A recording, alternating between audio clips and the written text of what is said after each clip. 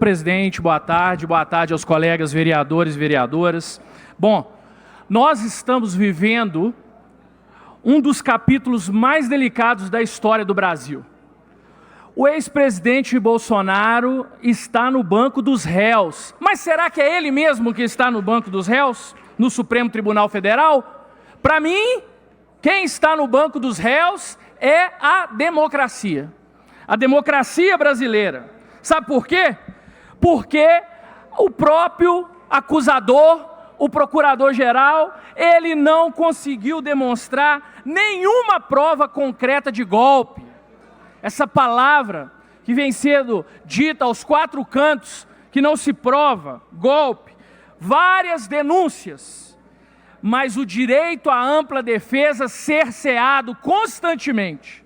Infelizmente, nós estamos vendo uma justiça vingativa. É o direito penal da vingança, e não o direito penal que visa o devido processo legal. Quando a justiça não é justa, sabe o que acontece? Perseguição. E é isso que a gente tem visto. Perseguição, um aspecto político, é o aspecto da direita. Está sendo perseguida nesse momento. Infelizmente, querem prender um homem, mas não vão conseguir prender uma nação inteira, vereador Neném.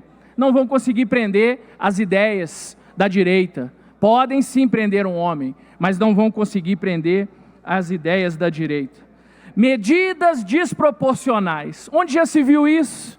Prisão domiciliar, cautelar, sem a pessoa poder se manifestar nas redes sociais, tornozeleira eletrônica, monitoramento de vigilância. Quem está acostumado a pedir asilo é o pessoal da esquerda. Está acostumado a pedir sim. Recentemente, seu companheiro Jean Willis disse que foi lá porque estava perseguindo. Essas medidas visam o quê? Humilhar o ex-presidente, mas atinge todos nós brasileiros que temos caráter, vergonha e valores. E é isso que nós estamos vivendo hoje no nosso país. Na verdade, uma tornozeleira eletrônica no Bolsonaro, mas uma algema simbólica em todos nós que somos conservadores. Uma tornozeleira nele, fisicamente, mas, metaforicamente, nós temos uma algema no povo conservador. E a defesa?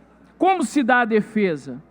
A defesa da democracia não se dá quando se cala a oposição. E disso a esquerda entende bem, calar as vozes divergentes. Isso a esquerda entende bem. Ela quer calar aqueles que pensam diferente. O pensamento único é a regra. É dessa forma que eles gostam. A democracia é só quando os que pensam diferente estão silenciados. E as instituições estão cooptadas por pessoas. E essas pessoas colocam as suas ideologias em primeiro plano e impedem, infelizmente, que o processo democrático se aperfeiçoe. Aperfeiçoe no quê? No diálogo, no dissenso, no pensamento divergente. Não, isso não pode acontecer. Hoje estão calando a oposição, mas amanhã vão calar todos os cidadãos, porque aqueles que pensam diferente não podem ter voz. E quem persegue os líderes políticos não está defendendo a democracia. Perseguir líderes políticos, na verdade, está destruindo a democracia e não salvando a democracia. Inclusive essa palavra, vereador Neném da Farmácia, democracia, é usada, para qualquer coisa hoje em dia. Para qualquer coisa que eu quero justificar. Estou salvando a democracia, 14 anos de cadeia, porque você pichou uma estátua com batom. Estou salvando a democracia, 14 anos de cadeia para você que estava vendendo bandeira ali no momento, mas lá no passado teve um Twitter lá questionando o governo. Estou defendendo a democracia, 12 anos de prisão porque você é um mendigo que estava ali passando no local e foi se abrigar com medo, não é? Então é isso que a gente está vivendo hoje em dia, no nosso Brasil. E aí nós não queremos, e eu não sou contra, eu não sou a favor de vândalos, pessoas que passaram do limite. Na verdade, se for prestar bastante atenção, as pessoas que dizem, aquilo ali houve um golpe. Não. Aquela situação aconteceu justamente porque não houve o golpe. Aquelas pessoas talvez que estavam ali queriam um golpe, mas o golpe não aconteceu. Então elas ficaram nervosas, quebraram o local. Agora você imagina uma situação dessa. Como dar o golpe sem tomar o poder? Como dar um golpe sem tomar o poder? Como dar um golpe sem armas? Como dar um golpe sem liderança? Como dar um golpe sendo que a transição do poder das armas, né? Marinha, Exército, Aeronáutica, já tinha sido feito. Como dar esse golpe? 8 dias depois de passar o poder, não era mais fácil dar o golpe enquanto eu ainda mando? Enquanto eu ainda sou o chefe das Forças Armadas? Então, nós estamos aqui, e eu estou aqui mais uma vez, para defender a legalidade, para defender que as eleições precisam ser feitas de forma justa, mas sem calar um lado, sem impedir que um lado que possa se posicionar. E nós precisamos nos posicionar. Nós não podemos ficar calados às arbitrariedades que estão acontecendo. Pense comigo, o julgador que foi quem instruiu todo o processo, no lugar do Ministério Público, mas que também é vítima, porque segundo ele, existia um plano para assassiná-lo. É a mesma coisa de pedir o vereador Pedro Patrus para julgar uma causa que eu sou o réu, sendo que ele já quis me caçar várias vezes aqui, caçou a minha OAB. Olha que interessante. E aí ele vai me julgar. Qual é o resultado desse julgamento?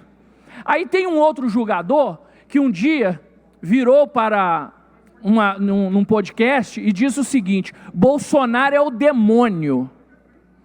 E essa pessoa vai julgar o Bolsonaro. Qual é o resultado desse julgamento? Ah, mas o julgamento está dentro da legalidade. Por que o Lula, por que o Michel Temer, que tiveram processos judiciais em andamento, não enfrentaram diretamente o Supremo Tribunal Federal? Porque houve uma manobra jurídica no Supremo Tribunal Federal para que os projetos relativos a pessoas com prerrogativa de foro, que antes eram remetidas para a primeira instância quando eles não estavam mais no foro, ou seja, não estavam mais exercendo o mandato, não fosse mais enviado para a primeira instância. Sabe por quê, vereador Neném? Porque se fosse para a primeira instância, ia dar tempo do Bolsonaro concorrer ano que vem. Mas a ideia é ele não concorrer. A ideia é impedir que um lado concorra. Ah, mas aconteceu com Lula. Mas aconteceu com Lula com um juiz, com 5 desembargadores e com 5 ministros do STJ, e tudo revisado pelo Supremo Tribunal Federal. E o nosso persona non grata, né? O nosso Joe Biden brasileiro, dando entrevista dizendo, prove que é inocente, e quer dizer então que nós mudamos o sistema acusatório no Brasil, né, vereadora Fernanda? Mudou o sistema acusatório. Agora no Brasil, quem é inocente é que tem que provar, não é mais Vossa Excelência, que era promotora de justiça, que tinha que formar a culpa. Agora, na verdade, o réu é que tem que provar a inocência. Que sistema é esse que eu não sei? Vossa Excelência tem uma parte. Obrigada, vereador. Você tocou num ponto muito importante aí, sabe, Irlan? Hoje, o julgamento do Bolsonaro, ele é justificado pelo julgamento do Lula. E aí a gente começa a perceber que a gente virou um país de revanchismo. Nós viramos um país onde a gente vai ficar correndo atrás do próprio rabo até quando? Porque faz com um, e aí, né, tá errado. Faz com o outro. Daqui a pouco, vamos ver o que a história vai falar sobre isso. Nós vamos fazer com o próximo, e com mais um, e com o outro, porque o que nós estamos fazendo é legitimando um poder judiciário a dar as interpretações que quer, como quer e bem quer, num momento que lhe é mais agradável. Porque até 2022, o presidente da República que cometesse um crime durante o exercício do mandato, mas fosse julgado quando não é mais presidente, ele não teria foro privilegiado. Mas agora faz sentido ter. E aí muda-se a jurisprudência.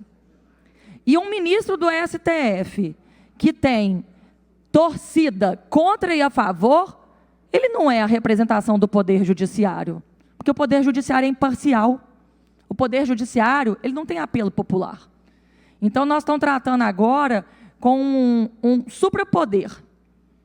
Um suprapoder que sabe-se lá o que tem por trás disso, mas que faz o Brasil cada vez pior. E as pessoas não conseguem perceber. Como que se faz um golpe de Estado com um papel em uma gaveta? Como que se faz um golpe de Estado sem instituições? E anota aí, daqui a pouco a eleição vai ser cancelada, bem estilo Hugo Chávez. Infelizmente, ninguém aqui gostaria que chegássemos nesse ponto, né?